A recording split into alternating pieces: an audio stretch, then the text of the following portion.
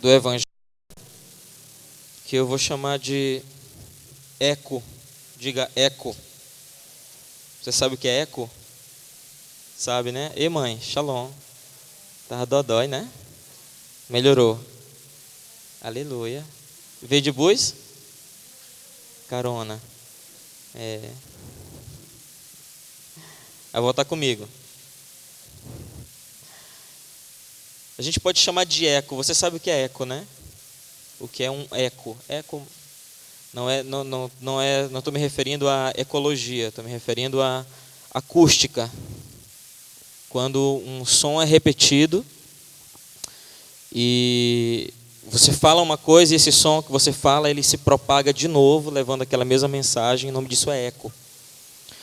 As escrituras, elas tratam a respeito disso de uma forma interessante. Abre em 1 Coríntios, no capítulo 2, no verso 16. A gente precisa compreender uma coisa aqui. Está escrito assim na minha versão. Talvez na sua também esteja assim. Quem não tiver Bíblia pode acompanhar na tela. Mas priorize sua Bíblia, tá? Priorize a sua Bíblia que está com você. Porque senão a gente fica preguiçoso, né? Não abre mais a Bíblia porque o irmão coloca na tela lá e aí não abre mais a Bíblia.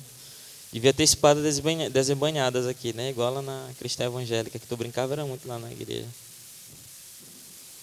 Verso 16 diz assim: quem conheceu a mente do Senhor para que possa instruí-lo? Nós, porém, temos a mente de Cristo. Amém? Nós temos aí um termo que se repete. Ele não repete Senhor, ele fala Senhor na primeira frase. Na segunda ele fala Cristo. Ele não repete a palavra conhecer, ele fala conhecer na primeira frase e usa o verbo ter. Nós temos na segunda frase. No entanto, a palavra mente é a palavra que ele repete, né, nas duas frases que ele fala dentro desse versículo. E para a gente entender sobre o eco, sobre esse sentido do Evangelho que eu quero falar com vocês hoje, a gente precisa entender primeiro o que é a mente de Cristo. Que uns queriam conhecer, outros queriam ter. Qual que é a importância disso? Qual que seria a mente de Cristo? Porque a mente de um povo, ela pode ser estudada a partir dos escritos daquele povo. Você sabe disso, né? Então, nós temos pouca literatura portuguesa dos séculos 16 e 17 no Brasil. No entanto, a gente tem muita literatura francesa,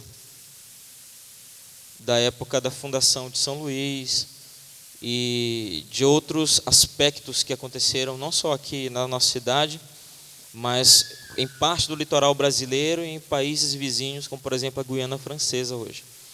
Isso mostra para a gente, isso nos prova, na verdade, que os franceses, pelo menos nos séculos 16 e 17, eram mais cultos do que os portugueses. E os ingleses, da mesma forma que a gente tem literatura também inglesa sobre o Brasil, depois do popular descobrimento do Brasil por Pedro Álvares Cabral, a gente tem escritos ingleses e alemães que vieram antes dos próprios portugueses que descobriram a nação brasileira. Então, só por causa disso a gente consegue compreender que esses povos eles eram diferentes. Então, os livros eles vão mostrar algumas coisas. Tem um livro interessante sobre fauna e flora brasileiras que quando os portugueses eles assumem a cidade de São Luís, então eles tomam livros, umas coisas eles queimam, outras eles ficam. É interessante esse livro que fala de fauna e flora da nossa região, que esse livro foi escrito em francês e os portugueses eles não se deram trabalho nem de transliterar o livro, transcrever ou de traduzir o livro. O cara simplesmente riscava o que estava em francês, escrevia em português embaixo e na capa colocou o nome dele. Você tem uma ideia da falta de estudo, da falta de técnica. Eu admiro muito pessoas que escrevem. Porque quando você escreve um livro, quando você escreve um texto, quando você escreve um artigo, você está imprimindo a sua identidade. Então, nos primeiros que você começa a escrever, sai muita coisa estranha, né? A mesma coisa com a música. Na primeira vez que você vai compor uma música, que você vai gravar um CD, sai uma coisa muito estranha, sai a tua identidade inicial, né? Tem um amigo nosso que ele falou para a gente, ele tem vários CDs gravados, mas ele falou que no primeiro CD que ele gravou, o CD cristão, o CD saiu todo Legião Urbana. Porque quando ele não era crente, ele ouvia muito Legião Urbana. Então, parece que o primeiro CD dele foi um CD de limpeza. Imprimiu a identidade do passado dele, depois vieram as outras identidades nos CDs seguintes, que foram CDs fantásticos, né? O primeiro foi muito bom, mas os demais foram bem melhores, porque não parecia com Legião Urbana. E nada contra Legião Urbana, tudo. Não apenas nada, só tudo. A mente, qualquer mente de Cristo, a gente pode pensar que a mente de Cristo era uma mente grega, porque o Novo Testamento, ou o Segundo Testamento, ele vem escrito em grego. A primeira cópia que se tem de fato física do Novo Testamento, ela está escrita em grego. Porém, as coisas que foram faladas, os discursos que foram feitos, as conversas que aconteceram, você não precisa ter nenhuma dúvida de que isso aconteceu em hebraico. Algumas coisas em aramaico. Porque a técnica que foi imprimida na escritura, no texto, no livro, ela pode ser diferente da técnica que foi usada no pensamento, porque o pensamento, ele vem antes da escrita. Você concorda comigo? Primeiro você pensa, depois você escreve. Então, embora nós tenhamos o Novo Testamento escrito prioritariamente em grego, mas a mente dele era completamente hebraica, porque todos os escritores eram judeus. O primeiro e o Segundo Testamento, o Antigo e o Novo Testamento, os dois, a mente completamente hebraica. Eu não quero usar o termo mente oriental, porque na verdade, o que está na Bíblia não significa que é o pensamento oriental. Ok? Então a gente pode usar o termo pensamento bíblico, porque você sabe que Deus não é desse mundo. Concorda comigo? Deus não é desse mundo, esse mundo é dele, é diferente. E Deus, ele inspirou que a Escritura fosse escrita, então veio de uma mente superior, a mente dele. E mesmo que toda a cultura daqueles homens que escreveram, que foram inspirados, esteja inserida ou imprimida nas palavras dele, é como se fosse, eu ouvi um teólogo falar, é como se fosse Deus falando com sotaque de homens. É mais ou menos isso, é a voz de Deus com sotaque de alguém, como se fosse uma tradução simultânea. Deus falando e o cara automaticamente traduzindo e escrevendo as escrituras na língua deles. Então você não pode dizer que a Bíblia é um livro oriental, não, ele é um livro do céu. A cultura que está na Bíblia não é uma cultura oriental, ela é uma cultura do céu, porque tem diversas coisas que a Bíblia condena, que eram culturas orientais, mas que a Bíblia condena completamente. Inclusive o povo de Israel, quando fazia essas coisas, Deus assumia a responsabilidade e eles pereciam por causa dessas coisas erradas da cultura oriental. Então, a discussão aqui sobre mente não é a mente oriental ou a mente ocidental. Não é a mente israelita ou a mente dos gregos, ou, em outras palavras, quando se fala grego às vezes no Novo Testamento, na verdade o escritor está querendo falar dos gentios, de todas as nações de fala grega. Então, todo mundo da Europa, todo mundo acima de Israel, todo mundo que falava grego, era um mundo grego ou eram os gentios. Será que a mente de Jesus era uma mente grega? Não. A mente de Jesus era uma mente bíblica. Era uma mente hebraica. Era uma mente inspirada nas Escrituras. Todas as vezes que Jesus aparece, nessas primeiras aparições, que acontecem milagres, que ele discute com doutores da lei, você observa que em todas elas, ou ele cita a Escritura, ou ele executa algo que estava nas Escrituras do Antigo Testamento. ou ele age conforme o que está escrito, ou ele fala daquilo que está escrito, ensinando aos seus discípulos a respeito do Antigo Testamento, do Primeiro Testamento, porque não existia Novo Testamento na época de Jesus, ok?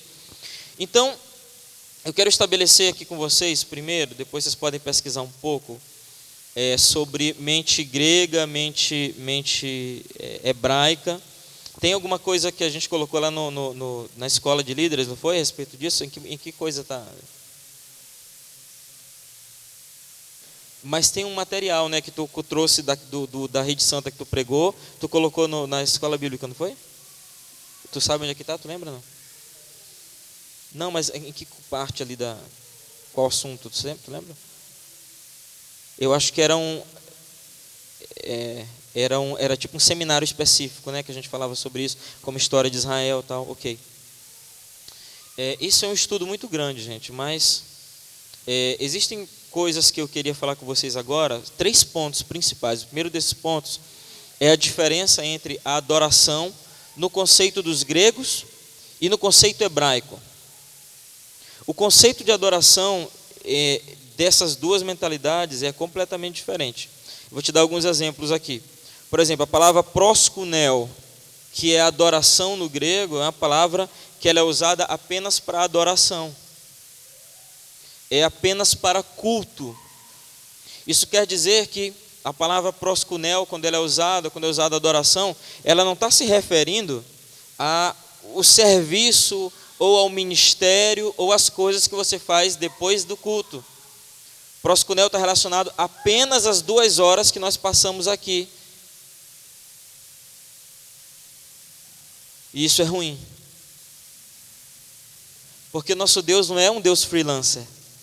Sabe o que é freelancer, né? É o cara que não tem carteira assinada e ele é chamado para um trabalho específico. Quando a gente adora a Deus no modelo proskuneo, é como se a gente estivesse chamando Deus apenas 2 horas na semana. Se você vem no culto do domingo, como hoje, por exemplo. Se você não vem no culto do domingo, você não adora a Deus em um momento nenhum. Você só adora 2 horas de culto. E quando você sai, o resto não é mais adoração. Isso é adoração grega. Outra coisa que acontece no modelo de adoração grego é que por exemplo, a nossa adoração moderna, que a gente usa no culto, que inclusive a gente usou hoje aqui nesse culto, a sensação de que a gente tem, se a gente for conversar com um judeu a respeito da nossa adoração, eles vão ficar escandalizados, porque realmente nós agimos de maneira diferente aqui do que quando nós saímos. Aqui a gente grita, aqui a gente pula, aqui a gente faz um monte de coisa que a gente só vai repetir se for num jogo de futebol e o nosso time fizer o gol, né? Que se não fizer o gol também a gente não faz nada disso. É um momento de adoração e a gente traz isso para o culto. A gente se emociona, a gente faz um monte de coisas que a gente não faz no trabalho, com medo de ser demitido, com medo de ser repreendido, a gente não faz. E um judeu se escandaliza com isso, porque mais uma vez é como se Deus fosse um Deus freelancer. A gente faz a completa separação do que é sagrado do que é secular para o que é santo. Eu não quero usar o termo sagrado e profano porque são muito fortes, né? É muito separado, tem um abismo entre os dois. Mas o termo secular e o termo eclesiástico, por exemplo, né? É porque a gente se separa desse termo em questão de segundos. 1 minuto depois que esse culto terminar, você já é secular. E todas as coisas que você começa a fazer do lado de fora da igreja, elas não são mais a adoração a Deus. Olha a diferença para os salmos, por exemplo, Terrilote, né, os salmos. Nos salmos um monte de coisas é adoração. Na guerra se adora, no exílio se adora, no trabalho se adora, e na reunião com os irmãos também se adora. Então a adoração ela não está restrita a um momento, que inclusive é errado, até falei isso, é um momento de culto. Irmãos, não existe momento de culto, porque não existe Deus momentâneo. O nosso Deus, ele não é momentâneo. Então não existe o momento do culto. O nosso Deus, ele não tem hora para ser Deus. Então não tem que ter hora de culto. Esse é o segredo da prosperidade financeira dos judeus. Ele faz, eu já te falei sobre isso, né, sobre o trabalho, acho que há umas 2 ou 3 semanas atrás. O trabalho deles, que a gente chama de secular, eles não chamam de secular. Tudo é de Deus.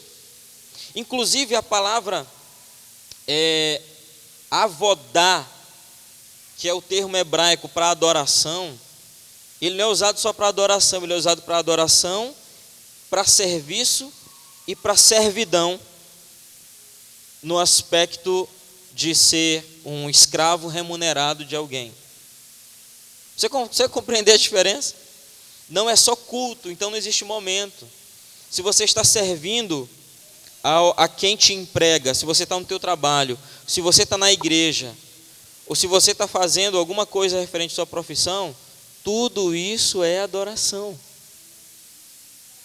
Quando você faz a separação dessas coisas, sabe o que você faz? Você começa a adorar o dinheiro, porque você faz cultos diferentes. É um culto para um Deus que te alegra no domingo à noite, e há um culto para o Deus que paga as tuas contas no fim do mês, quando você recebe o teu salário. E aí você faz do teu dinheiro o teu Deus.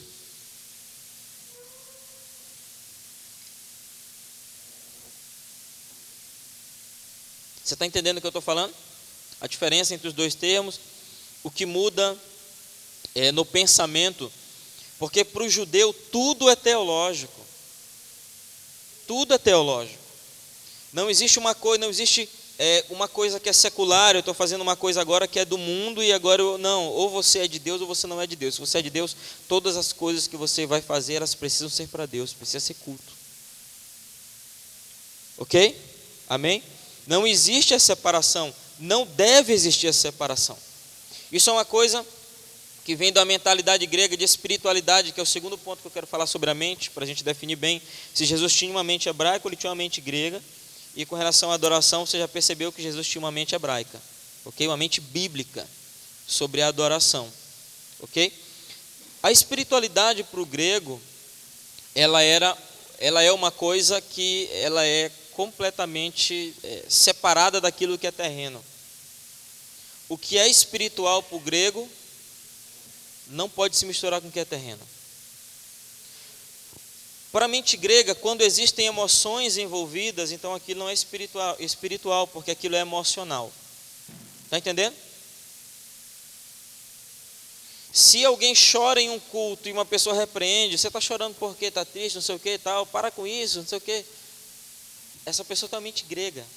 Ela não entendeu qual é o que é espiritualidade para o modelo bíblico, para o modelo das Escrituras.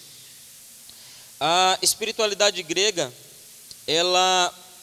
quando ela é estabelecida, você encontra, por exemplo, os mosteiros, por exemplo. Você sabe o que é um mosteiro, né? O mosteiro é um modelo completamente grego do que é espiritualidade. O que acontece no mosteiro? Uma pessoa se separa para Deus, como se não pudesse se separar aqui onde nós vivemos, fazendo as coisas que nós fazemos. E aí essa pessoa, ela se transforma em uma pessoa especial porque ela está separada. E o modelo espiritual grego diz até qual tipo de roupa você tem que vestir para você ser uma pessoa humilde, né? Pano de saco, se bater, né? Como é que é o nome? Autoflagelar. Espiritualidade, ela não é autoimposta. A espiritualidade, ela é definida por Deus nas Escrituras. Você não pode autoimpor a sua espiritualidade, dizer eu sou espiritual porque eu faço tal coisa. Quando você diz o que você está fazendo para ser espiritual, você já não está mais sendo cristão. Já para a mentalidade bíblica, não tem forma de separar o que é espiritual do que é terreno. Não tem como separar. Porque as Escrituras ensinam tudo. Ela diz que, por exemplo, existe um dia da semana que você deve descansar. Que coisa mais terrena do que essa? O Shabat, por exemplo. Tem coisa mais terrena do que essa? O casamento. Tem coisa mais terrena do que o casamento e ao mesmo tempo espiritual? O casamento, ela é uma... Quem se casa prova superficialmente do que vai acontecer quando nós nos encontrarmos com Jesus. Tem algo mais espiritual do que o casamento? A Bíblia ensina também sobre como você deve gastar o seu dinheiro, sobre dízimos. A Bíblia diz que há tempo para tudo. O tempo não é dessa terra, o tempo é da terra, irmãos. O tempo de Deus é diferente. O tempo da terra, ele é cronometrado. A gente vive baseado nos segundos, nos minutos, nas horas, coisas completamente terrenas, mas que para Deus são espirituais também, porque a Bíblia diz que há tempo para tudo. Então, a mentalidade bíblica, quando você tem uma mente que ela é bíblica, você aprende a viver no mundo de maneira espiritual. Você para de pensar que você tem que viver como os ursinhos carinhosos, né? Já assistiu os ursinhos carinhosos? Lembra? Morava na nuvem lá, que tinha uns negocinhos na barriga, né? Que soltavam uns poderzinhos. Aí todo mundo fica pensando que vive nas nuvens. Não, irmãos, a gente tem que ser espiritual agora, aqui, ó. Fazendo as coisas que nós fazemos, adorando no nosso trabalho, adorando com o nosso trabalho, através do nosso trabalho. Não existe profissão mais espiritual do que a outra. Inclusive, ser pastor não é profissão, é chamado. Não existe uma profissão mais espiritual do que outra. Fulano é mais espiritual do que eu porque ele trabalha menos do que eu e ele vai mais para o culto. Isso não existe, gente. Isso não existe. Então Jesus, ele tinha uma mente dessas. Tudo que se fazia, você observa que Jesus estava num casamento, ele fez um milagre, transformou água em vinho. Ele queria aparecer, como diz aqui no Maranhão? Não, é porque qualquer ocasião era ocasião para um milagre. Qualquer ocasião era ocasião para demonstrar. Inclusive, é uma outra coisa que é do pensamento hebraico, é que os judeus, eles pedem sinais. A gente vai já ler um texto a respeito disso. Eles pedem sinais. Então, as coisas que Jesus fazia, elas eram baseadas em sinais, porque os judeus compreendiam dessa forma, enquanto o grego queria compreender, sistematizar o que tinha acontecido, escrever para depois pensar. Os judeus, de forma prática, isso é bíblico, eles querem ver como isso acontece. E aí Jesus transforma a água em vinho, num casamento. Tem algo mais espiritual do que isso? Não. E por fim, o último ponto da mente de Cristo que eu quero abordar com vocês, para a gente entrar em si no estudo, é sobre o pensamento corporativo e o pensamento individual. O pensamento grego é um pensamento individual. Na faculdade a gente aprende que você precisa ser melhor do que os outros. Os esportes, eles são uma prova da mentalidade grega.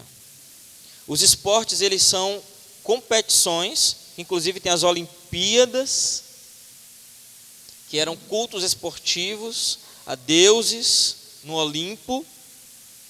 Esses esportes, eles mostravam quem era melhor, quem era mais forte, quem era mais resistente, quem eram seres superiores do que os demais, quem sobressaía sobre os demais homens, sobre as outras mulheres.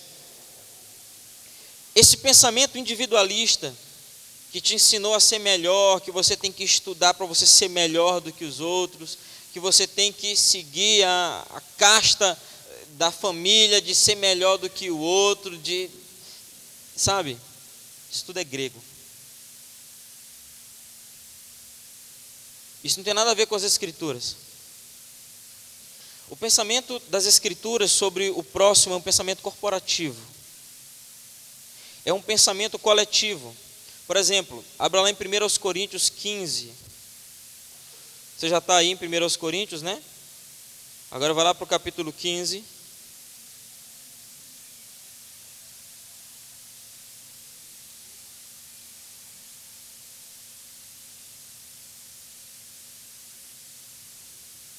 Olha o que está escrito nesse versículo. Da mesma forma como em Adão todos morreram, em Cristo todos serão vivificados.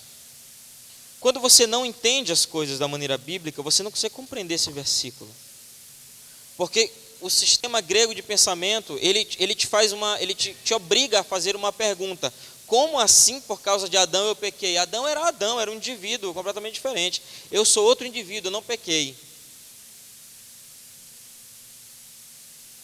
E a pergunta vale para a segunda parte da frase. Como o sacrifício de Jesus me salvou se Jesus morreu por Ele mesmo? Ele morreu, Ele ressuscitou, e eu não morri, não ressuscitei. Como que o sacrifício de Jesus me salvou? É porque o pensamento que você precisa é o pensamento bíblico, pensamento coletivo, pensamento corporativo. A falha de um é a falha de todos, o sucesso de um é o sucesso de todos, em tudo, na igreja, no trabalho, na guerra, em todas as coisas. Por isso que por causa do pecado de Adão, toda a humanidade foi considerada em pecado. Por causa do pensamento bíblico. Por isso também, por causa do sacrifício de Jesus, nós fomos salvos. Por causa do pensamento bíblico, que ele é coletivo. Precisou apenas Jesus morrer por você. Precisou apenas Jesus morrer por todos nós, para que nós fôssemos salvos. Esse é o pensamento coletivo hebraico. Por isso se matava um animal para uma família inteira.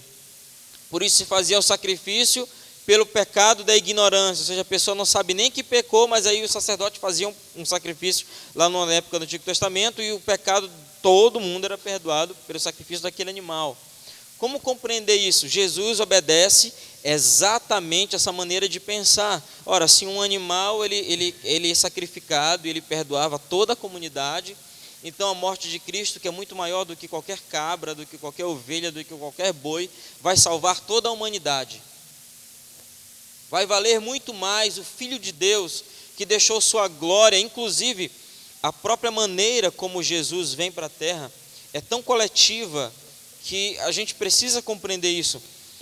Jesus quis vir para a terra participar conosco das coisas que nós vivemos. Ele quis vir para a terra provar peixe frito. Ele quis vir para a terra comer pão. Ele quis vir para a terra fazer todas as coisas que ele fez na terra. Olha o pensamento coletivo de Deus, o pensamento coletivo bíblico. Jesus veio fazer tudo, fazer todas as coisas, porque o sucesso de Jesus, que foi alcançado, qual foi o sucesso dele? Morrer. Porque o sucesso de Jesus, ele nos fez ser salvos. Amém?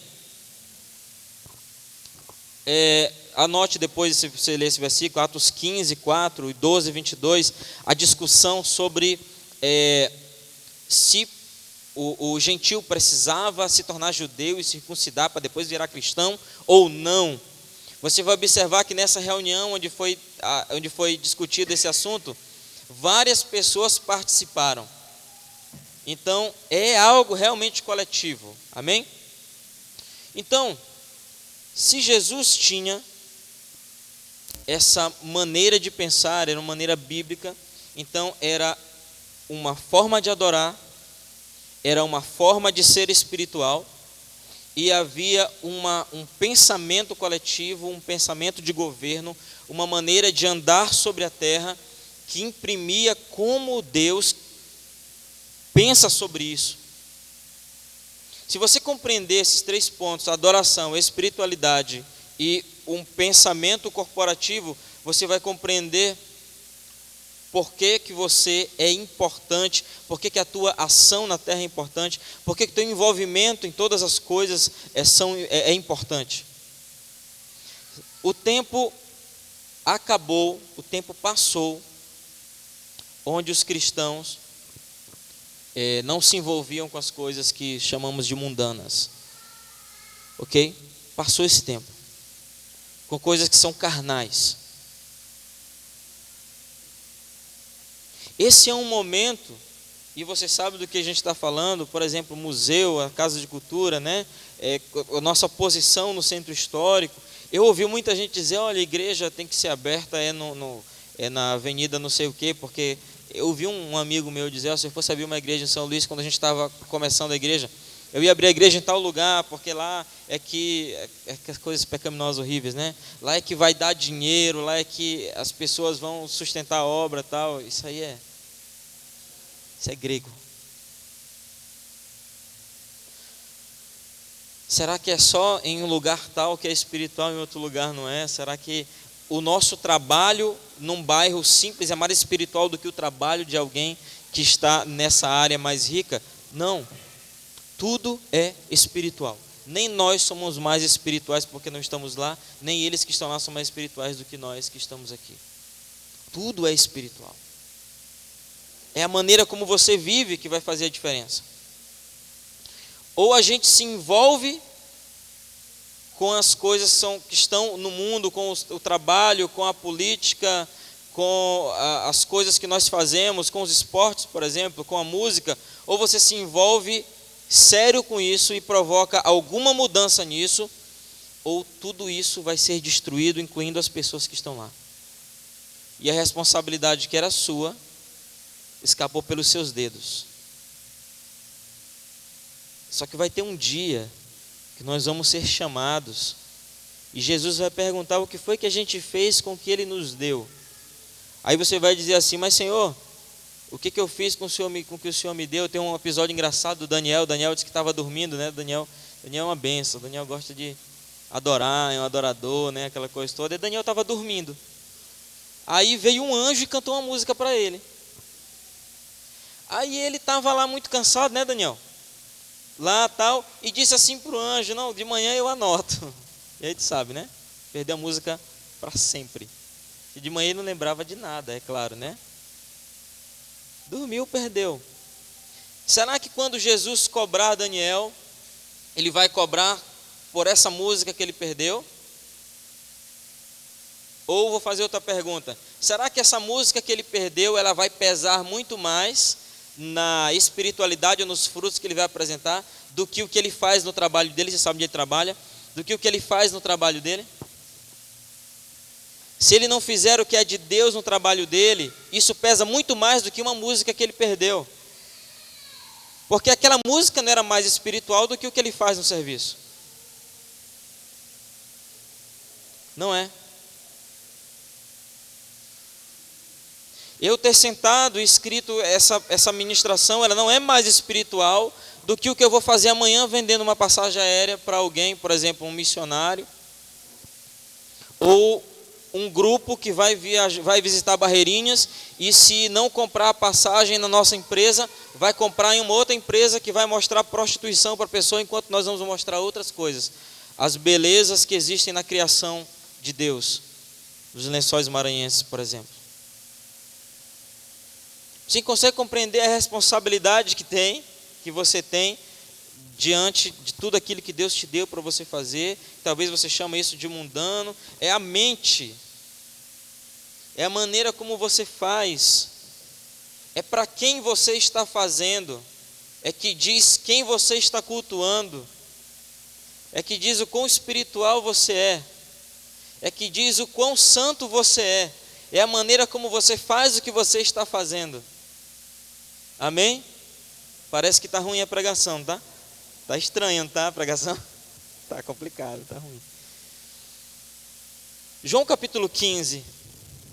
Abre lá comigo, João 15.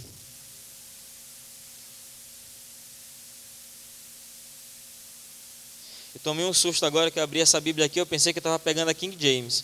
Aí eu peguei a Bíblia, quando eu abri aqui, Aí estava escrito assim: After the people saw the miracles. Eu, meu Deus. Aí eu olhei para o outro lado, é porque é uma versão trilíngue. Aí tomei um maior susto aqui agora. João capítulo 15, diz assim, verso 15. Já não os chamo servos, porque o servo não sabe o que o Senhor faz. Em vez disso eu vos tenho chamado amigos, porque tudo que ouvi de meu Pai, eu lhes tornei conhecido. Jesus ele está falando, ele está entrando num assunto com os discípulos dele que se chama, é como se fosse uma brincadeira chamada siga o líder. Jesus ele começa a entrar nesse assunto com os discípulos, siga o líder. E aí Jesus ele envia os discípulos para fazer as coisas que ele fazia. E tem uma pergunta interessante, tem uma questão interessante, que a maioria dos alunos erram na prova de visão. Por que Jesus fazia milagres? Tem as opções de marcar. E a resposta que mais as pessoas, mais os alunos marcaram foi a resposta porque ele queria que os discípulos aprendessem. A resposta está errada. Jesus não fazia milagre porque queria que os discípulos aprendessem.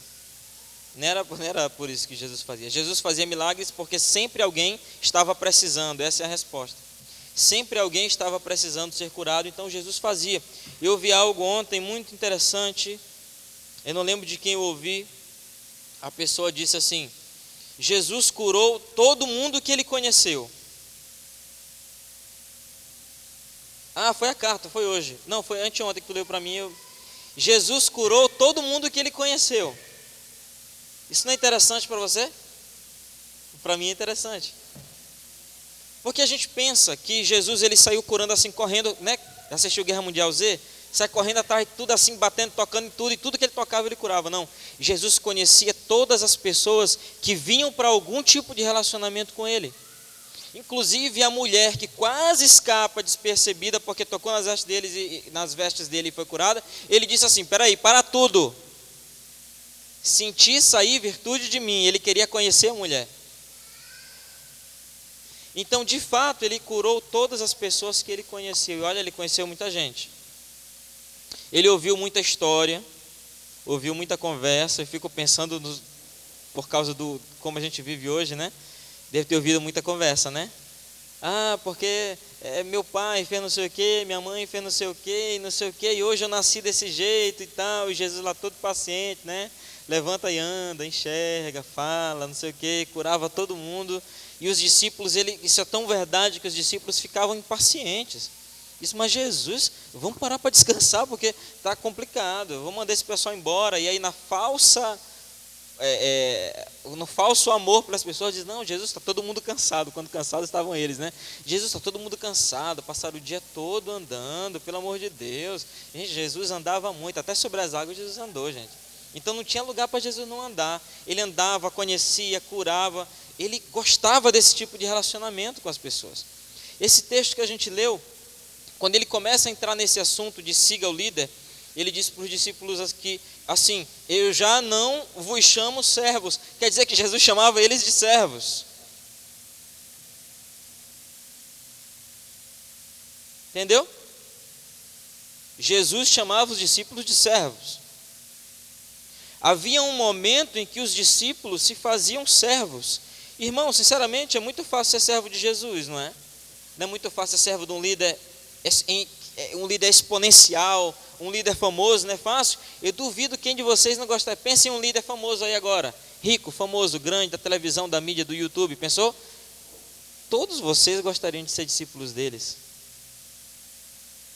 Porque isso ia trazer uma certa... Todos vocês gostariam de ser servos deles, porque ia trazer um certo status para vocês, né? Aquele ali, servo de Jesus. Irmãos, esse era um status muito ruim. Quando Pedro foi reconhecido como servo de Jesus, ele negou 3 vezes. Ele disse: eu? Sou não. Para você ter uma ideia de como era, como a maneira como Jesus viveu era diferente da maneira como nós vivemos, nos chamamos cristãos. Mas eu não vou ficar nesse tema ruim não.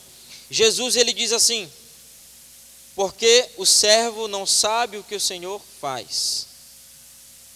Jesus compreende que os discípulos estavam agindo, e aí sim poderia ter sido aquela resposta: Jesus fazia milagres porque queria que os discípulos aprendessem. Queria que houvesse uma tecnicidade e os discípulos aprendessem que 1 mais 1 é 2, e aí daquela forma que Jesus fez é que se curava.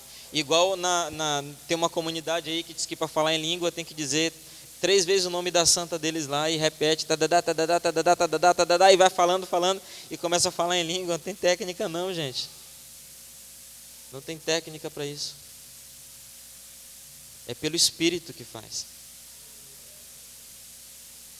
Jesus queria que os discípulos começassem a entender de verdade o que estava acontecendo, o que ele estava fazendo. Eles precisavam saber o que faz o Senhor. Então, Jesus diz assim: chamo-vos amigos, e ele explica, e ele me economiza uns 5 minutos aqui. Porque tudo quanto ouvi do meu Pai vos tenho dado a conhecer.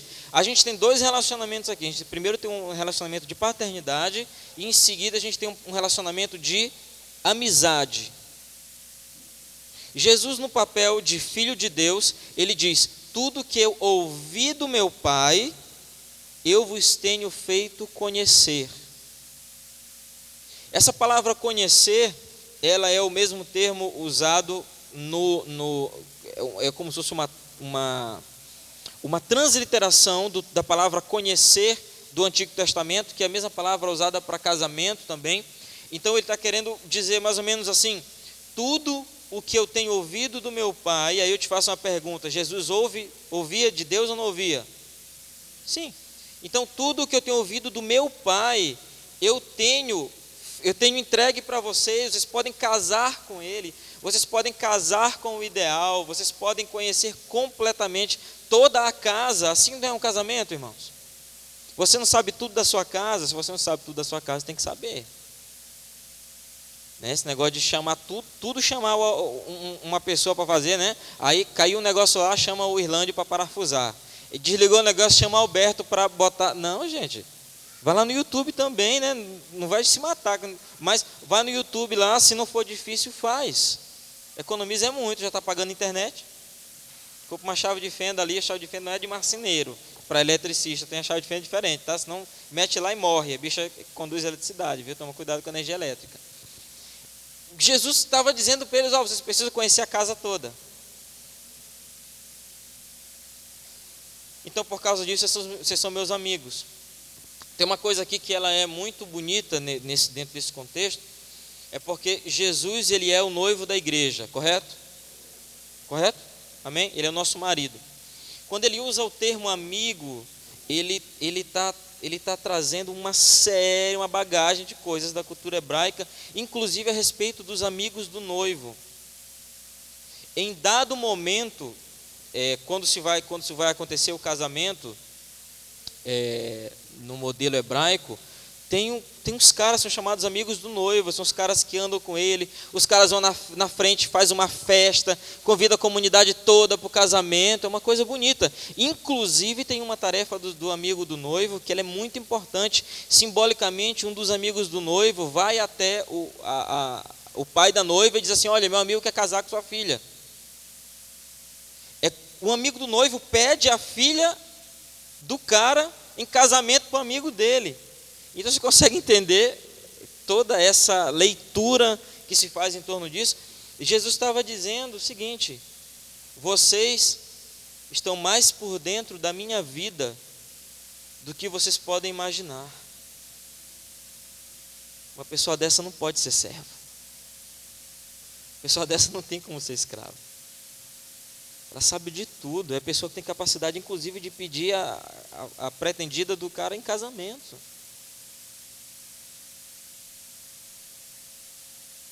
Jesus, então, ele começa uma nova etapa no discipulado dele com aqueles homens ali, e mulheres também, que tinham algumas mulheres lá nessa comunidade, né, nesse grupo que andava com Jesus para cima e para baixo, como a gente diz aqui, né? Jesus, ele começa a ensinar um novo modelo para aquelas pessoas, que na verdade era um modelo antigo, mas que Jesus começa a trazer na prática para os discípulos. E aí, o nome disso é seguir. Eu fiz um levantamento de como cada um dos discípulos começou a seguir Jesus. Eu não vou ler todos aqui porque são 12, né? Sabe que são 12. Mas, por exemplo, Pedro foi conduzido por André até Jesus. André, discípulo de João Batista, João Batista indica Jesus para ele. Está vendo um indicando para o outro. Tiago, filho de Zebedeu, era pescador e Jesus encontra na praia, convida, e eles estavam consertando as redes, convida, e eles param tudo e imediatamente começam a seguir Jesus. João era irmão de Tiago, mas era discípulo de João Batista também, e foi indicado por João para seguir Jesus. Filipe, pescador, segue o mesmo modelo. Bartolomeu, para a maioria dos teólogos, Bartolomeu era o mesmo Natanael, que também foi indicado por Filipe para começar a seguir Jesus. João 1,45. Mateus, por exemplo, publicano, trabalhava como cobrador de impostos. Em Cafarnaum, Jesus encontra, convida para ser discípulo, ele levanta e vai. Irmãos, a maneira como esses caras começam a seguir Jesus é uma maneira estranha. Você concorda comigo? Jesus vai e diz: segue-me, o cara segue. Ou um discipulador anterior diz: ó, aquele é Jesus, segue ele, e o cara segue. É uma maneira diferente de seguir. Filipenses capítulo 2, verso 5, para a gente compreender um pouco sobre isso. Abre lá em Filipenses 2. Capítulo 2. Verso 5 diz: seja a atitude de vocês a mesma de Cristo, ou tende em vós o mesmo sentimento que houve também em Cristo Jesus. Essa palavra sentimento que está usada aqui é a palavra mente, entendimento ou pensamento. Então está querendo dizer o seguinte: nós precisamos entender como Jesus entendia as coisas. Se você é crente, você não pode pensar como grego. Amém? Se você é crente, você tem que pensar da forma bíblica de pensar. Ok? Amém? Está entendendo isso?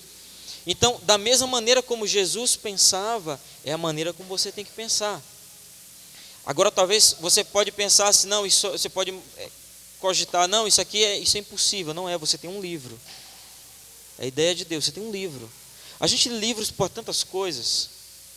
Nós lemos livros para tantas coisas, por tantas ocasiões, tanta moda, né? A gente lê livros.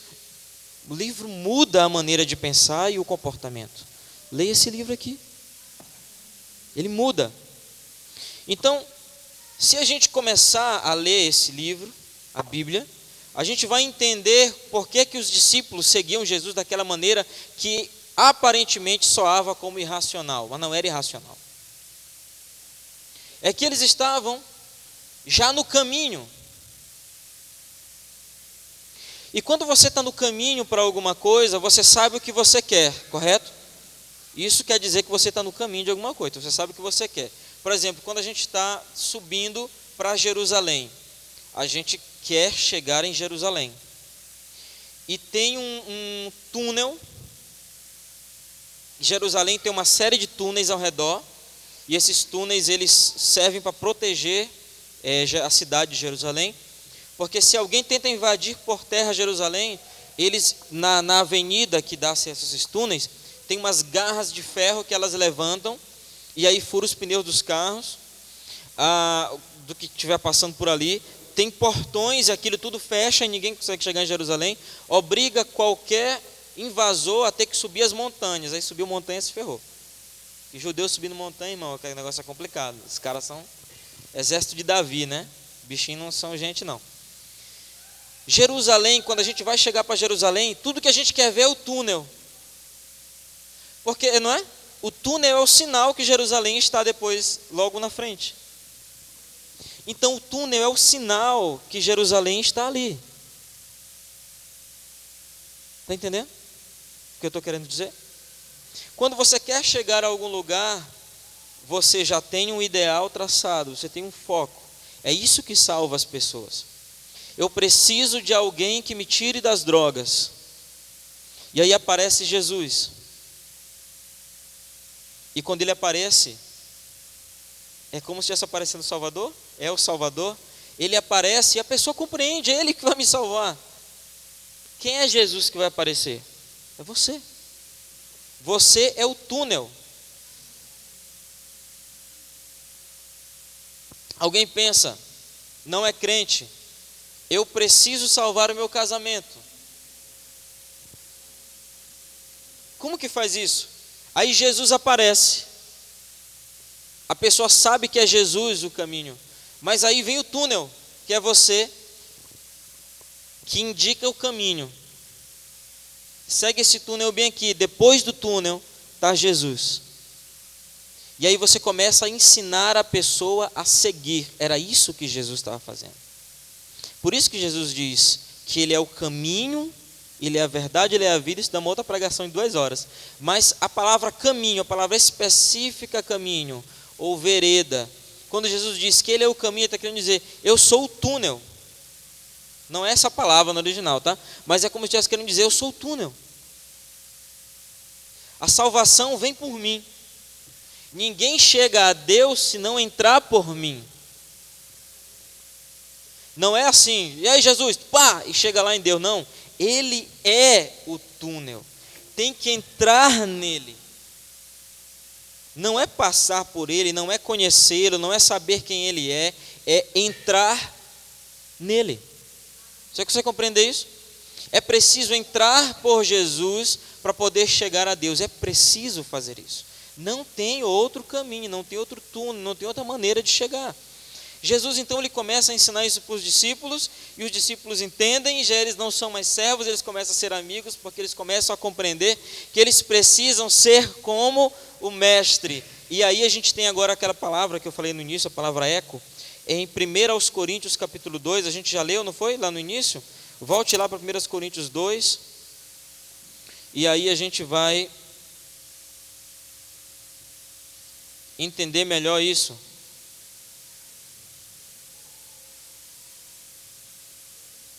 Verso 16. Há uma pergunta, diz assim: porque quem conheceu a mente do Senhor, que o possa instruir? Nós, porém, contudo, temos. Diga, nós temos a mente de Cristo. Essas 3 palavras, elas são muito importantes. Conhecer, mente e ter.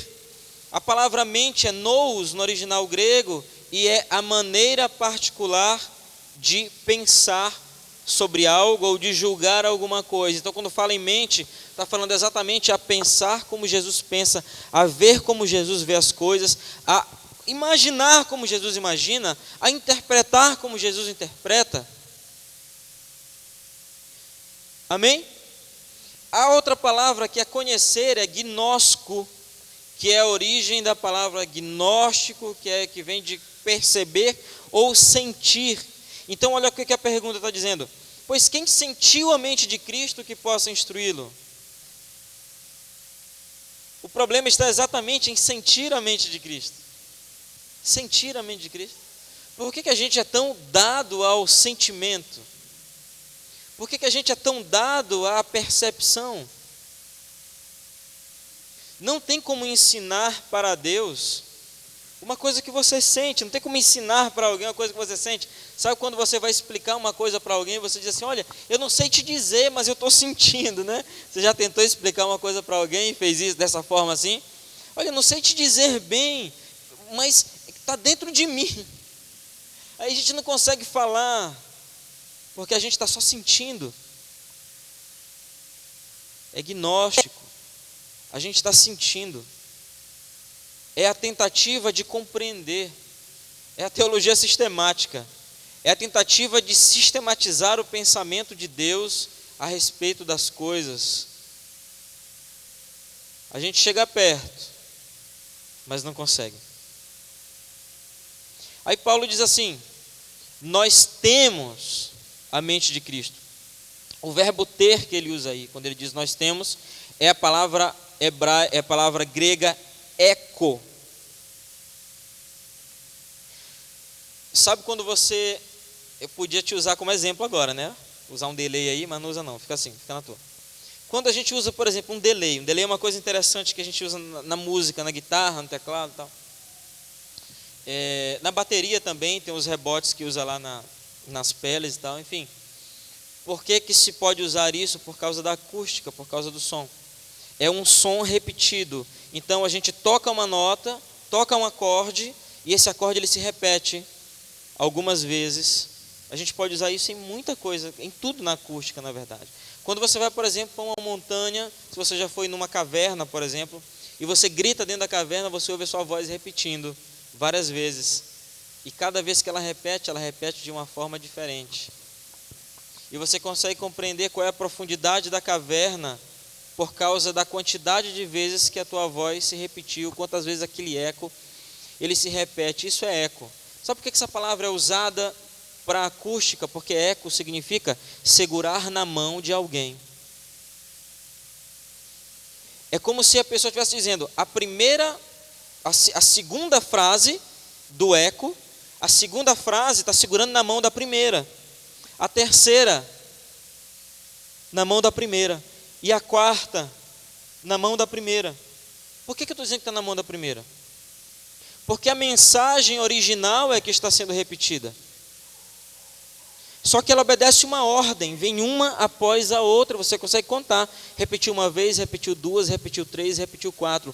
Por mais que a terceira seja uma repetição da segunda, mas todas comunicam o que foi falado na primeira. Não tem como você gritar, amor, e o eco vir, ódio. Não tem como. Você grita, amor, e a caverna responde, amor, amor, amor, amor, amor.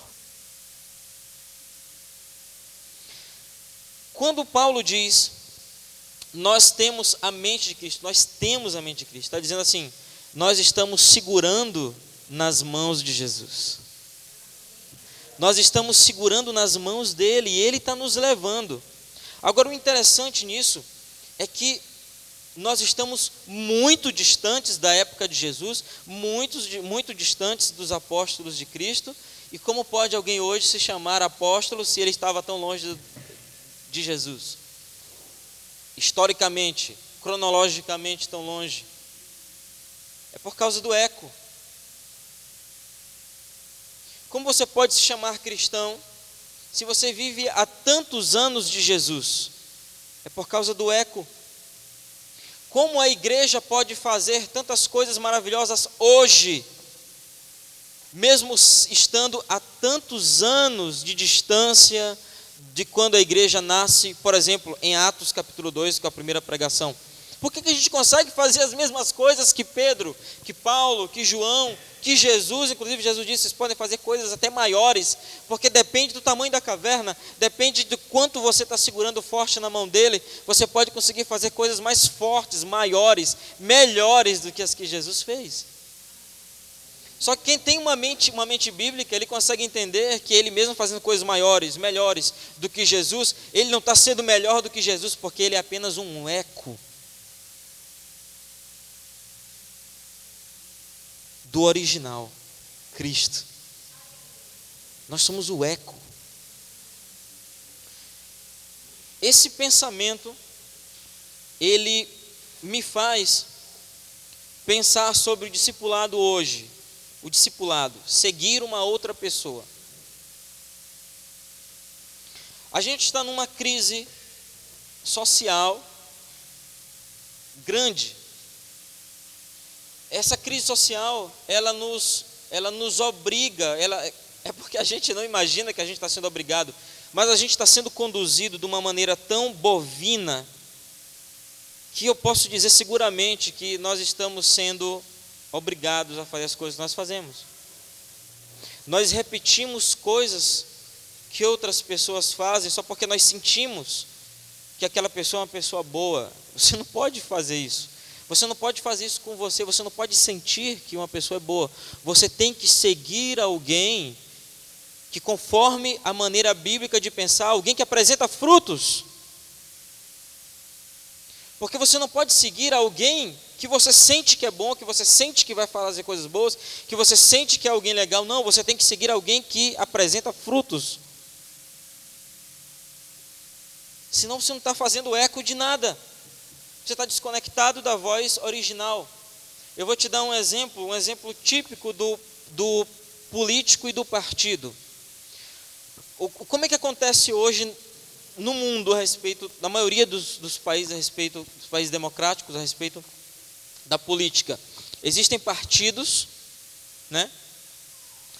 E esses partidos, eles têm um pensamento, eles têm um modelo de ação, e muitas vezes nós somos ensinados que quando nós votamos em alguém, nós estamos votando, na verdade, no partido. Nós estamos votando no ideal do partido, nós estamos votando no que o partido prega. Isso é um erro,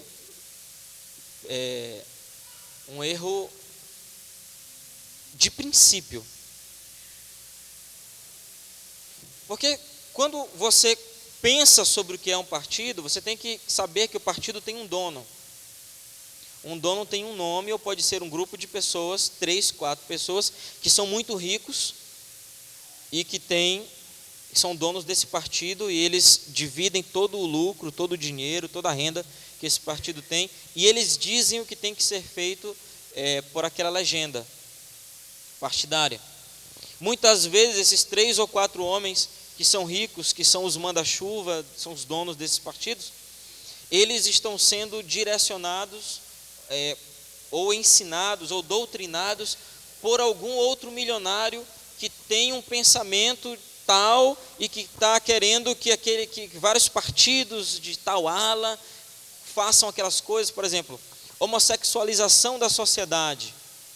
A gente sabe que tem diversos partidos que eles são pró-homossexualização da sociedade, e aí a gente pensa que o pensamento é do partido, quando na verdade o pensamento é de pessoas. Na verdade, quando você vai até uma urna votar, você está votando em alguém. Ok? Você está votando em uma pessoa, em um número, uma pessoa que tem um número. E essa pessoa pode mudar de partido, a lei permite que a pessoa mude de partido. Ora, se alguém pode mudar de partido, então você não está votando no partido, você está votando em alguém. Alô? Ok? É uma maneira de enganar a população, dizer, vamos votar no ideal do partido. Não, aquela pessoa pode trair o partido e sair porque não pensava daquela maneira, apenas queria ir na onda de alguém ganhar.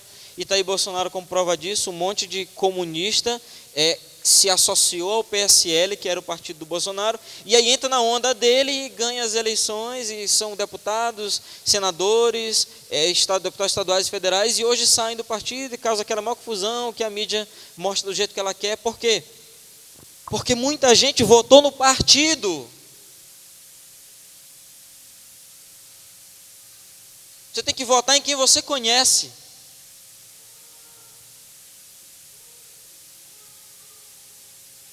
Né? Você tem que votar em quem você conhece. Como você vai votar em alguém que teus tios te mandaram votar, se você não conhece?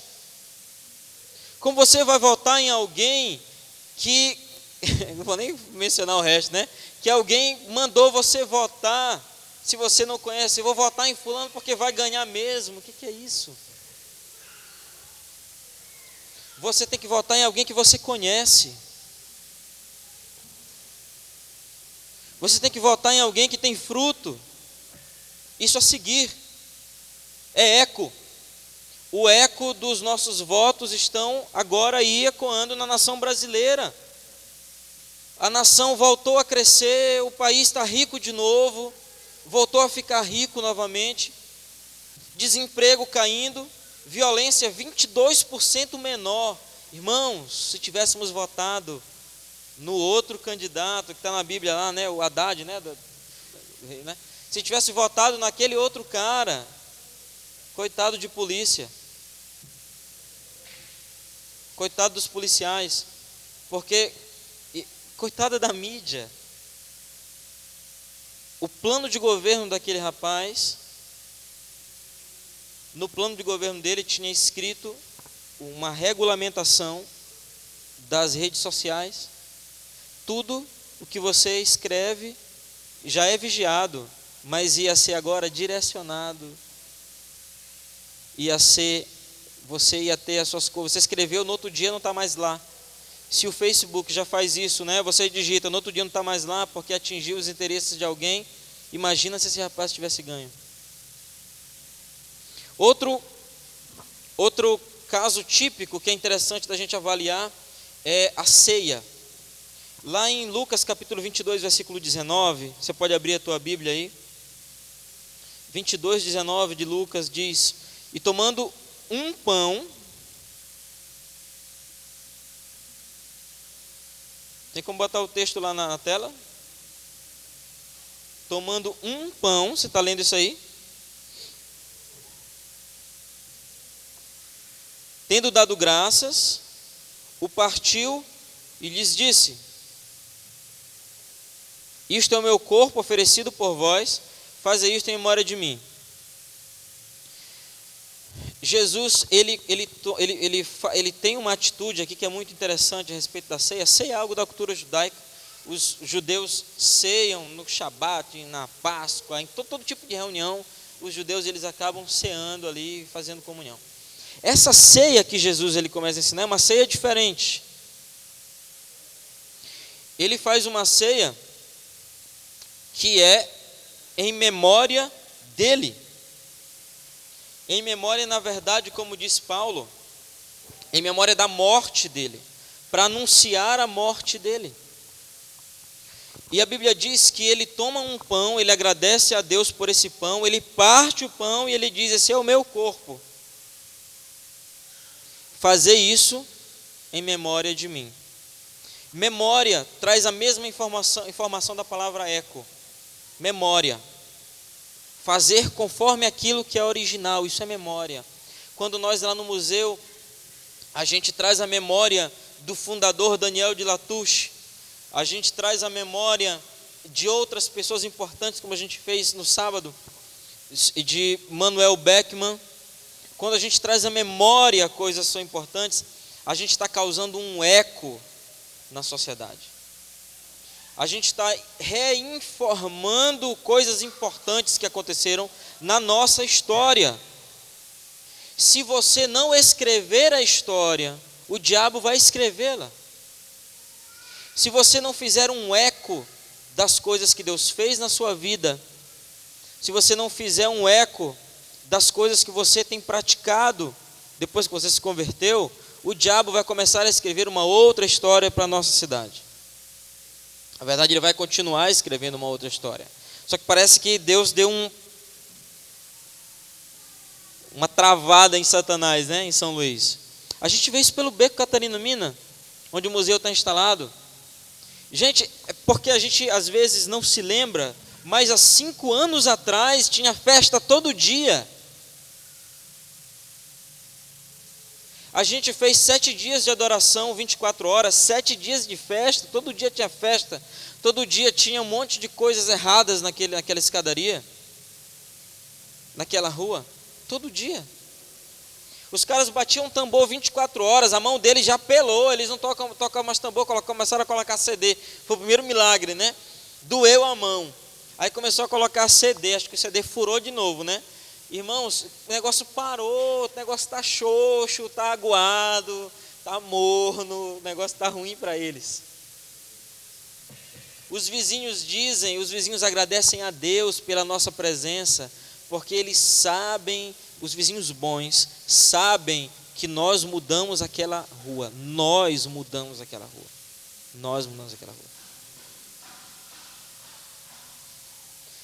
O que nós fizemos ali mudou aquela rua completamente. Hoje eles têm que fazer um esforço terrível. Eu vou contar um testemunho depois dessa pregação aqui que eu contei para Rodolfo e para Paulo. Eu vou contar só depois, senão eu vou ser processado. Mas quando terminar a pregação eu conto. um testemunho de uma coisa que eu fiz lá no centro, lá na frente de uma casa lá. Irmãos, as atitudes que nós tomamos, as coisas práticas, veja bem agora com pensamento hebraico, o que é prático é espiritual, o que é terreno é espiritual. As coisas práticas que nós fazemos, elas mudam as coisas, elas mudam a realidade de uma rua, elas mudam a realidade de uma casa, elas mudam a realidade de um bairro, elas mudam tudo. Aquilo que a gente faz muda tudo. Imagina se nós formos crentes de verdade. E aí Jesus, ele dá esse exemplo para os discípulos e ele diz: façam isso em memória de mim, façam isso, repitam isso. E hoje de manhã nós fizemos. Hoje de manhã nós ceamos. Por quê? Porque Jesus há 2020 anos atrás, ele fez isso. A gente fez como ele hoje de manhã. A gente pegou o pão repartido, um pão repartido, era um, é dois, irmãos, se for dois, está errado, tem que ser só um. A gente pegou o pão repartido, a gente comeu esse pão. E nós dissemos uns para os outros, nós oramos e dissemos para o Senhor que nós estávamos comendo por causa da morte dele. Nós tomamos o suco de uva e nós dissemos para ele: nós estamos bebendo por tua causa. Eco. É um eco. Seguir o líder é muito importante. Esse modelo de discipulado hebraico, o modelo rabínico de discipulado, irmãos, ele é muito importante. A sociedade israelense é forte por causa do modelo rabínico. Você chega lá em Jerusalém, meia-noite, por volta de meia-noite no Muro Ocidental, vários dias na semana, você vê o rabino e as pessoas, os discípulos, chegando com as suas primícias, entregando nas mãos daquele rabino as suas primícias. Eles transformam aquilo que aparentemente era mundano, o salário, o dinheiro deles, as posses, eles transformam em bênção. Eles pegam aquele dinheiro e eles dão para o líder deles. E eles não ficam dizendo assim: olha, ore por mim porque eu dei a minha primícia. Não tem isso. Eles não precisam dessa oração não, irmãos. Eles sabem que por causa da atitude, as coisas vão ser movidas na vida deles. Eles sabem disso. Parece muito quando a gente fica pedindo a mesma coisa repetidamente para Deus. Tem coisas que eu não gosto de ficar orando todo dia, não. Orando todo dia a mesma coisa, todo dia. Tem coisa que eu oro todo dia a mesma coisa. Quando eu estou agoniado, o casarão, irmão, eu estou orando todo dia. Parece que Deus é esquecido. Todo dia eu falo para ele: Senhor, o casarão, papai, o casarão, igual o filho, né? Papai, o casarão, papai, o casarão, lembra de nós, é nós, hein, papai, casarão. Direto, mas tem coisa que eu não oro direto, porque eu sei que Deus, ele criou mecanismos ali, ele consegue, ele já disse o que ele vai fazer. Essas coisas que ele já disse o que ele vai fazer, eu não fico pedindo toda hora não. Ele disse: vai fazer, ok, beleza. Papai, estou nas tuas mãos. Aí fica agoniado às vezes, mas depois não, eu já orei, está na mão dele. Tem oração e oração, você pode fazer isso, você pode não fazer, você pode lembrá-lo, pode não fazer isso, mas o mais importante é você não se esquecer. É isso que é o importante. Por vezes a oração repetida, ela traz essa importância muito mais para você. Você precisa se lembrar do que você pediu. Você precisa se lembrar do que você está fazendo. Você precisa se lembrar que você está repetindo a voz de Cristo, a voz de Jesus, a voz das coisas que Ele fez. Você precisa se lembrar disso todos os dias, que você é uma pessoa que está representando Jesus. Amém, Júlio? Nós estamos representando Jesus. Como pode alguém que está representando Jesus escandalizar as pessoas do trabalho? Como pode alguém que está representando Jesus escandalizar as pessoas da escola, os colegas de colégio? Como pode? Então você não está representando Jesus? Na verdade, você está representando Jesus muito mal. Atos capítulo 2, verso 42, a gente sabe de cor, né? Mas vamos dar uma lida lá. Atos 2, 42. Esse texto, ele é muito importante sobre a igreja, o nascimento da igreja, como os primeiros cristãos, eles viviam na comunidade, o que eles faziam. São apenas 3 versículos, mas eles falam muito. Capítulo 2, verso 42, diz: eles se dedicavam ao ensino dos apóstolos, à comunhão, ao partir do pão, às orações. Todos estavam cheios de temor e muitas maravilhas e sinais eram feitos pelos apóstolos. Os que criam mantinham-se unidos e tinham tudo em comum. Esses 3 versículos, eles são muito importantes. Vou te falar por quê. Primeiro, por causa da palavra, do termo doutrina dos apóstolos. Essa doutrina, embora a gente tente encontrar várias explicações para isso, a qual era a doutrina dos apóstolos, o que era a doutrina dos apóstolos, o que os apóstolos ensinavam, não é isso que está agora aqui em questão. A questão é, a doutrina era dos apóstolos. Amém? De onde vinha essa doutrina? De Jesus e da Torá. Porque Jesus não anula a Torá em momento nenhum. Jesus, eu já te falei isso uma vez, né? Ele eleva o significado da lei. E ele faz ela ficar muito mais perigosa. E ele faz com que a gente precise muito mais dele agora. Porque antes, na lei, se você jogar uma cadeira em alguém e essa cadeira cair na cabeça de alguém, pela lei, essa pessoa tem o direito legal de pegar uma cadeira e te dar uma cadeirada exatamente como aconteceu, olho por olho, dente por dente, né? Do mesmo jeito, uma cadeirada igual. A pessoa não pode nem fazer pior, tem que ser igual, uma cadeirada igual. Na graça, se você pensar em jogar a cadeira em alguém, você já pecou. É ruim, né? Pior 10 vezes, 100, 1000 vezes. É pior demais. Tem gente que pensa que é a graça por causa do nome, né? Ah, a graça é uma gracinha, né? Uma gracinha, né? Eu posso fazer tudo. Tudo posso naquele que me fortalece. É não, irmão. A gente não pode fazer tudo, não. Tem que ser santo. Pense na doutrina que não mudou. Santidade não muda, a doutrina aqui não muda. Essa doutrina dos apóstolos era aquilo que os apóstolos ensinavam. Isso quer dizer doutrina, era aquilo que eles ensinavam. A Bíblia diz, nós lemos agora, que esses discípulos, que essas pessoas que se converteram, que eram mais ou menos 3.000 pessoas depois da primeira pregação de Pedro. Olha, irmão, eu não sei como é que a gente administraria uma igreja que está com 100, 120 e uma hora depois está com 3.000. Ia ser complicado, que a gente só tem 4 pastores e a gente mandou uma para fora, né? Está na Alemanha, só tem 3. É complicado, ia ter que consagrar Daniel, Samanta, Alisson, Janaína, consagrar um monte de gente aí para, né, discipular por setor, né? Aí consagra o Lucas, vai discipular só os bateristas. No meio de 3.000 deve ter 100 bateristas, né? Aí só os bateristas, Irlândio, só os marceneiros. E aí, irmão, não sei como é que o negócio era complicado. Mas o fato é que eles permaneciam unânimes por causa de uma coisa chamada doutrina dos apóstolos. Não era o partir do pão, porque o pão não era gostoso, né? Não tem nem fermento, o pão seco. Não era por causa do suco de uva. Não era por causa nada, era a doutrina dos apóstolos que mantinha os irmãos juntos.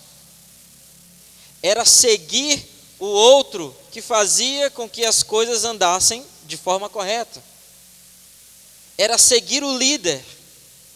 Era dizer: Pedro, contudo, você é meu líder.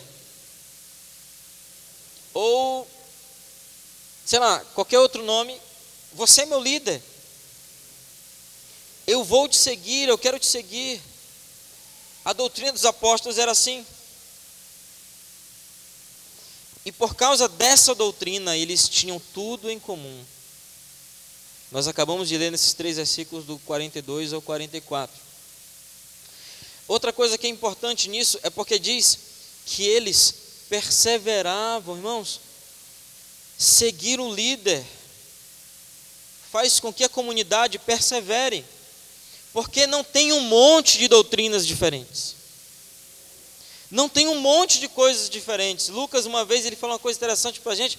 Ele disse assim, olha, está na hora de vocês definirem a coisa tal, porque ele manda na gente, é o chefe da gente lá de casa. Ele diz assim, ó, está na hora de vocês definirem tal coisa sobre as Escrituras, sobre a doutrina da eclésia, tal coisa, precisa definir.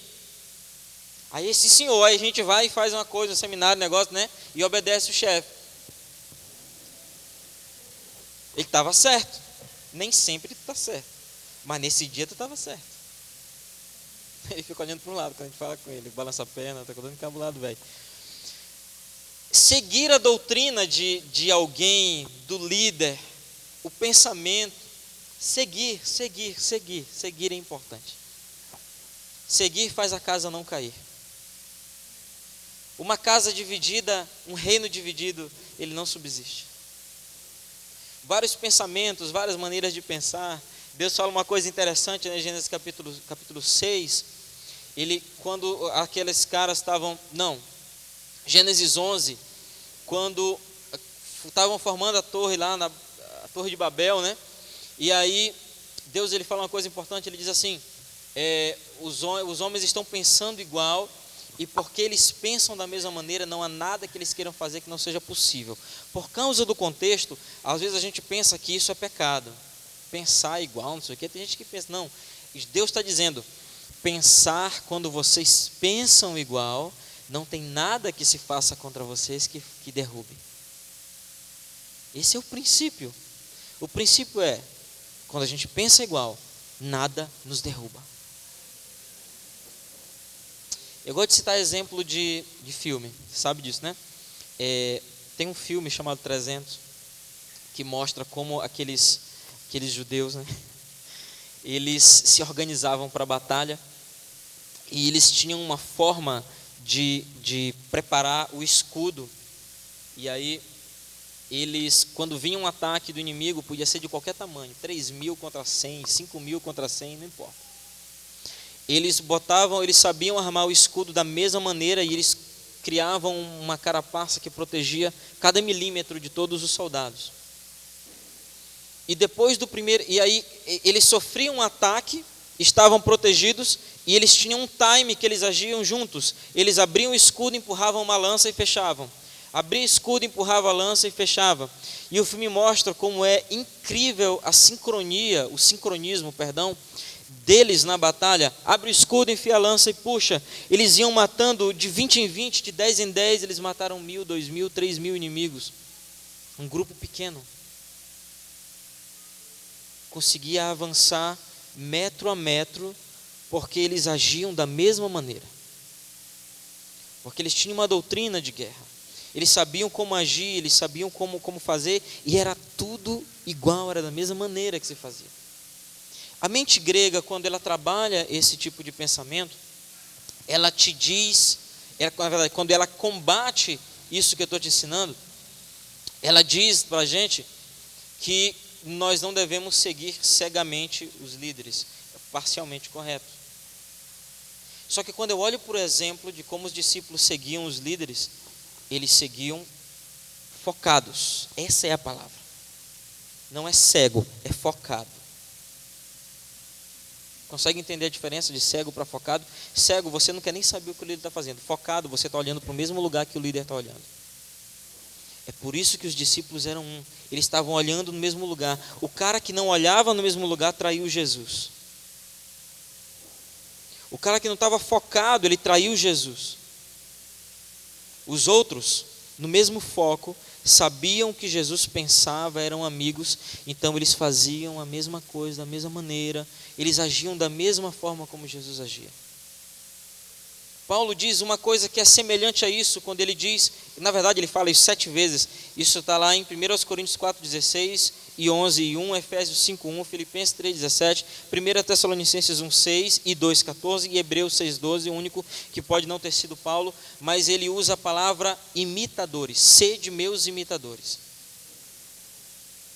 7 vezes esse termo, essa palavra é usada no Novo Testamento. imitar. E ele não tem vergonha, ele não tem nenhum tipo de reserva quando ele diz assim, olha, sejam meus imitadores. Ele não tem nenhuma reserva, porque ele não está pensando como grego.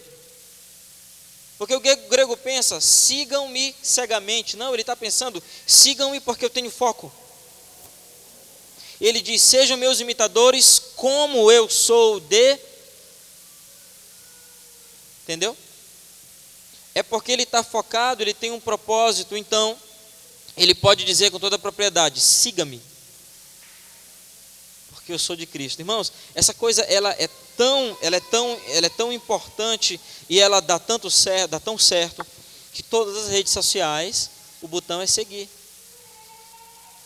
Twitter, Instagram, Facebook, lá no YouTube tem inscrever-se e seguir, notificar.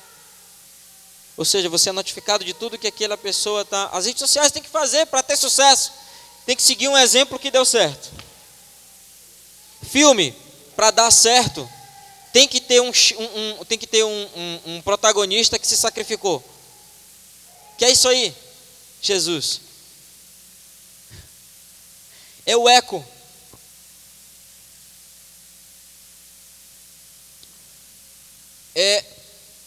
A palavra imitar é mime, que é a mesma origem da palavra mímica, o mímico. O que é mímico? O que um mímico faz? Um mímico, ele não dá uma palavra sequer, mas ele age com gestos e ele provoca na mente de quem está vendo uma visão. Ele, sem dizer nada, ele fala tudo. Ele transmite a mensagem toda, sem dar uma palavra sequer. Sede, pois, meus imitadores. Imitar é como o filho, esse é o exemplo de Jesus, é muito bom quando Jesus diz, porque quando ele fala lá, que a gente leu no texto anterior, quando ele diz que vocês agora são meus amigos, porque tudo que eu tenho ouvido do meu Pai, eu tenho dado a conhecer para vocês. Isso é muito importante, porque um filho, ele não faz aquilo que o pai diz para ele fazer. O filho faz aquilo que o pai é. O filho faz aquilo que o pai faz. E aí o menino chega aqui na igreja e manda um palavrão, e tu quer dizer para mim que ele aprendeu na escola? Né? Menino, coisa feia, tu aprendeu isso na escola. Menino. Aprendeu em casa, filho. Viu o papai xingando e aprendeu em casa. Menino não vai xingar na igreja sem ter xingado em casa primeiro. Se aprendeu na escola, levou uma bifa, e aí não... Ixi, pode? Pode, né, pai e filho? E aí não faz mais. O negócio do politicamente correto é perigoso, né? Tem que estar ligado nessas coisas aí. Que é grego também. Ninguém pode ser mais autêntico. Tem que ser igual aos outros. Irmãos, fazer o que o pai faz, é isso aqui é bíblico. Não é pelas minhas palavras que vocês têm que fazer aquilo que a gente ensina. Não é pelas palavras da pastora que vocês têm que fazer aquilo. Vocês não fazem essas coisas. O que a gente diz para vocês fazerem, vocês não fazem. Mas vocês precisam repetir, reproduzir, fazer um eco da nossa vida. A gente teve lá no museu no sábado algumas pessoas que são o eco, que conseguem compreender isso, elas estiveram lá. Não sei quantos estiveram, mas eles estiveram lá. Mas tiveram outras pessoas nas redes sociais que nos seguem, que assistiram 1h30 de vídeo. Entre essas pessoas, 173 pessoas assistiram, tinham 5 doutores assistindo, 6 doutores assistindo, no Brasil e no exterior, seguindo, e vocês não estavam. Quando eu falei o nome Manuel Beckman, você não sabe nem quem era Manuel Beckman. Talvez vocês aprenderam na escola, na 4ª e na 7ª série, 4ª e 7ª séries, que Manuel Beckman era um cara ruim, né? Que os franceses eram invasores, piratas, que os holandeses da mesma maneira, e você vai repetir isso o tempo todo, porque você não está seguindo o eco, você não está indo onde a gente está indo, você não está fazendo o que a gente está fazendo, você não quer fazer aquilo que está dando frutos, você não quer imitar o que está dando frutos. Você precisa fazer o que a gente faz. Eu comecei a falar sobre... Eu acho que está falhando, né? Eu comecei a falar a respeito de uma crise que nós estamos vivendo na sociedade. Essa crise, quando você começa a aprender a seguir e deixar de seguir. Por exemplo, a palavra curtir e a palavra amizade, elas nunca mais foram as mesmas depois das redes sociais. Você concorda comigo? Hoje nós somos amigos de pessoas que a gente não conhece. Nós nos chamamos amigos das pessoas que a gente não conhece. Você conhece 5.000 amigos? Você não conhece 5.000 pessoas. Mas você não conhece nem 1.000 pessoas. Tem 1.000 pessoas te seguindo na tua rede social. A gente está dizendo assim, quem dera. Se tivesse 1.000, né? Você tem 1.000 pessoas te seguindo na rede social. Você não conhece essas pessoas. Como é que você pode chamá-las de amigos? Como você pode fazer uma coisa dessas? Eles não são teus amigos. Eles não sabem o que você pensa, eles não sabem o que você quer fazer, como Jesus fala lá em Lucas. Vocês sabem o que nós pensamos e o que nós queremos fazer. A gente nunca esconde de vocês. A crise é exatamente essa. Você começa a seguir e deixar de seguir quando você não gosta. E aí vem os haters nas redes sociais. E aí você está seguindo e quando você não gosta, você xinga. Hater, odiar, não é isso? Os haters, esses caras das redes sociais que xingam os outros quando não gostam.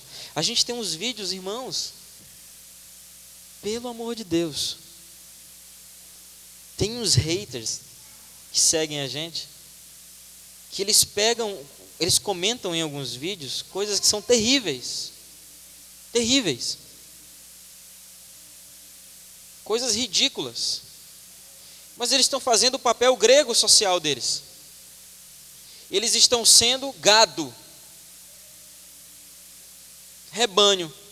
Eles estão sendo aquilo que a mídia está mandando eles serem. Idiotas, completos idiotas. Irracionais. Servos das redes sociais e da mídia. Incapazes de pensar. E quando pensam, não são por si mesmos. É baseado no que o Google disse para eles.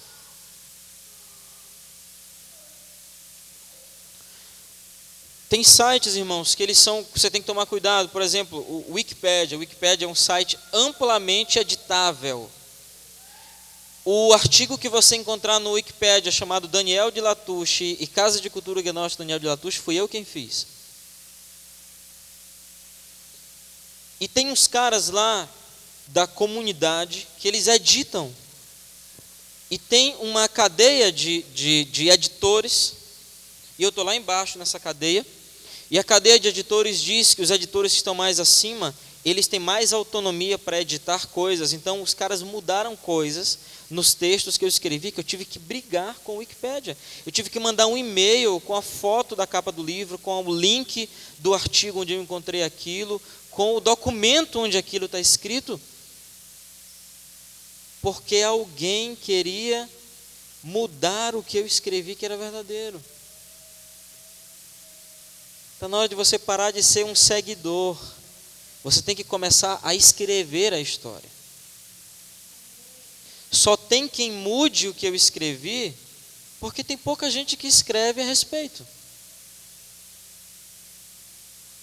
E aí os caras que são gado vão lá e editam e mudam as coisas para a maneira como eles querem. Agora, uma pergunta que eu faço para nós essa noite, eu faço para você essa noite, é: qual preço você está disposto a pagar para seguir o teu líder? Qual preço você está disposto?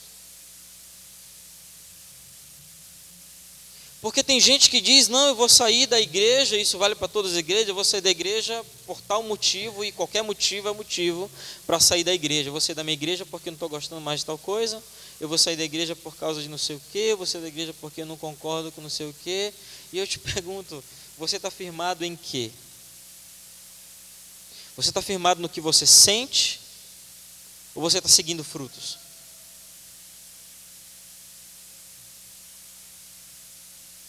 Quando você é firmado no que você sente, você tem uma mente grega, você tem uma mente comum, você tem a mente de todo mundo que está aí fora.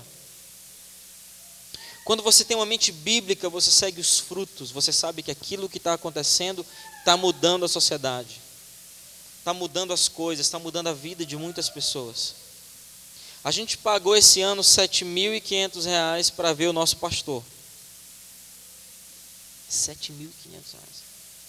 No ano passado a gente pagou mais de R$10.000 para ver o nosso pastor, porque a gente levou Lucas e Karine em uma das viagens. Escandalizou? Devia te escandalizar é porque você não nos segue de graça. É com isso que você deveria estar escandalizado. Porque o meu pastor, ele me pastoreia. O meu pastor, ele fez uma coisa que me envergonhou agora, Imperatriz. Ele me chamou em cima do palco e disse assim: quero chamar aqui Guilherme. Aí eu fiquei, deve ser outro Guilherme, deve ter outro Guilherme aqui. Aí procurei o Guilherme, que é advogado da MCM, não estava, procurei esse, não tem, só conheço eu. Aí ele olhou para mim e chamar Guilherme. Aí eu subi lá no altar e ele disse: chamar Guilherme aqui porque ele parece muito com Jesus. Não é. Irmãos, eu fiquei com muita vergonha, porque o meu pastor falou uma coisa, ou que ele pensa ou que ele quer que eu seja, a meu respeito. Eu ouvi uma coisa muito bonita dele também, mas irmãos, a gente só ouve pessoalmente. Ele nunca me falou isso por telefone, ele me falou pessoalmente. Eu tive que pagar para estar do lado dele, para ouvir aquele negócio lá.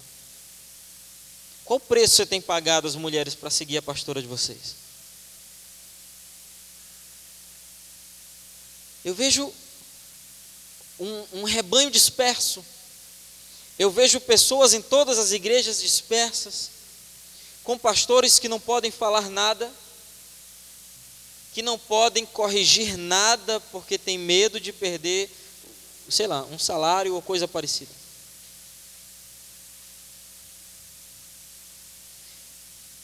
Eu vejo pessoas que começam bem, pagam preço para estar perto, e ficam próximo. Irmãos, a gente aprende aos pés, é assim que a gente aprende, é aos pés. Isso não é um termo pejorativo, isso é um termo muito espiritual. A gente aprende aos pés dos nossos discipuladores. A gente aprende querendo estar perto. Você sabe que toda vez que a gente tem que estar com o nosso pastor, a gente tem que viajar de avião, né? Então a gente compra passagem de volta, a gente vai viajar agora em dezembro. Semana que vem a gente vai estar com ele. Segunda, a gente vai estar com ele terça e quarta. Terça e quarta, não é domingo, tá? Vocês vêm para o culto domingo. Terça e quarta a gente vai estar com o pastor José. A gente pagou R$2.000, R$3.000 para estar com ele. 2.400 de aéreo e R$600 de hospedagem. Não, R$400 de hospedagem e R$200 de carro. Irmão, tem igreja que se o cara disser assim, quer estar comigo, tem que viajar comigo, o cara sai da igreja. Eu louvo a Deus pela vida de 7 jovens que viajaram com a gente, 6 jovens dessa igreja que viajaram com a gente. Os caras pagaram R$7.000, estão pagando ainda, né? Não atrasa não. Os caras estão pagando R$7.000 para viajar com a gente. 7.100 e pouco. Eles voltaram pior, não voltaram? Vocês estão piores, né? Vocês estão menos crentes, mais frio? Tá não. Tá não. Eles estão melhores do que todos os outros. Mas a verdade dói, é verdade. Eles estão melhores. Só Armando que teve viajou 15 dias, que a gente lá teve lá. É melhor, manteve o nível ali. Mas o que eu escrevi ontem, quem não vai, quem não aparece, quem não se aproxima, perde muito. Quem está próximo cresce.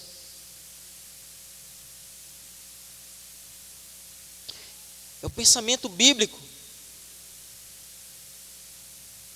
Você se envergonha de seguir alguém, você tem que se envergonhar de seguir alguém que não dá frutos. Isso sim. Mas uma pessoa que dá frutos, essa pessoa você tem que pagar qualquer preço para estar perto. Porque as palavras dessa pessoa, elas provocam vida. Elas provocam transformação, elas transformam.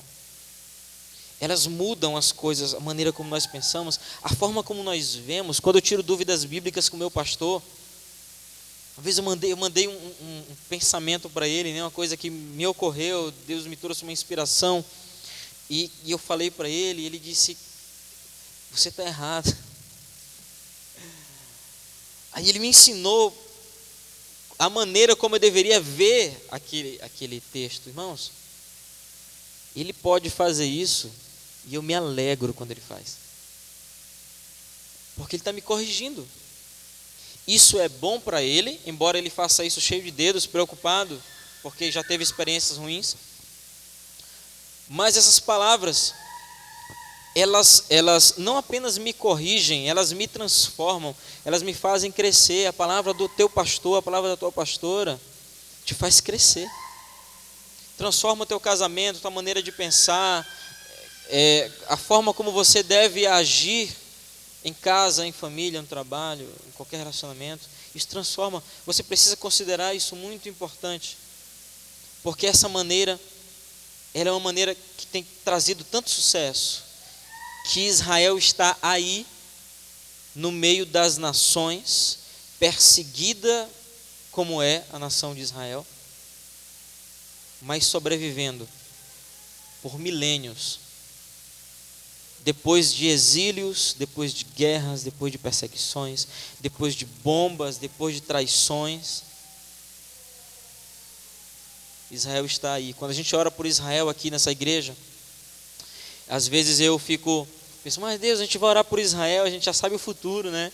Israel é um país, o Brasil a gente não sabe, né, o que vai acontecer, mas Israel a gente já sabe. Mas a gente ora por Israel porque a gente sabe que Israel é o nosso exemplo, é a oliveira. Jesus disse: vocês têm que olhar para ela, olhar para ele, para a nação, olhar para ela, para a nação de Israel, focar na oliveira. Ela diz os tempos, as coisas que vão acontecer estão nela. A gente precisa aprender a seguir esses exemplos. Da mesma maneira, você precisa não apenas orar por nós, pastores, mas você precisa também nos seguir. Não é na rede social não, eu posso bloquear amanhã todo mundo. A gente vai continuar sendo amigo. Você precisa aprender a nos seguir. Seguir não é obedecer o que eu falo, é fazer o que eu faço. Isso é seguir. Amém? Quero orar com vocês. Queria te convidar a ficar de pé, porque nós precisamos ter a mente de Cristo. Pensar da maneira que Jesus pensava. Qual era o modelo dele, o modelo bíblico? Como era a maneira que ele pensava, como era o discipulado? Por que fez tanto sucesso? Por que os discípulos seguem Jesus? Por que nós estamos aqui hoje? É porque Jesus ensinou a maneira de fazer discípulos, de ter imitadores. Amém? O que é interessante nisso é que, conforme as Escrituras, vocês não nos seguem para por aí. Vocês nos seguem, e isso vai fazer com que vocês tenham seguidores. E esses seguidores terão a mesma linguagem. Eu falo muito para minha esposa, quando ela está preocupada sobre a atitude de alguém. Fulano está fazendo tal coisa, é um líder, está cometendo falha, está pecando, está não sei o quê. Falo para ela: amor, a gente já aprendeu que quem não dá frutos não cresce. Deus fez assim. Está aí para você ver em toda a criação, nas árvores. Se uma mangueira dessa cresce e ela não dá frutos, ela não consegue dar filhos. As mangas que ela dá não consegue dar outros pés de manga. Isso é um princípio eterno que vale para tudo. Se você não segue alguém, você não vai ter seguidores. Se você não tem um exemplo para dar satisfação, para repetir o exemplo, você nunca vai ser exemplo para ninguém. Se você não tem raízes em um lugar, se você é daqueles que quer escolher o pastor toda semana, pode ser. Se você quer escolher um pastor novo toda semana por causa de uma certa circunstância, você não tem raízes. Se você não tem raízes, você não pode produzir seiva que não vai produzir fruto. Se você não tiver raiz, você não vai dar frutos. Você não vai crescer.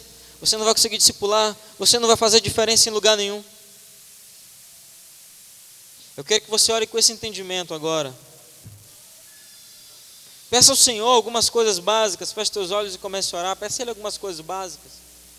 Uma delas é: Senhor, me faz pensar como as Escrituras. Me faz pensar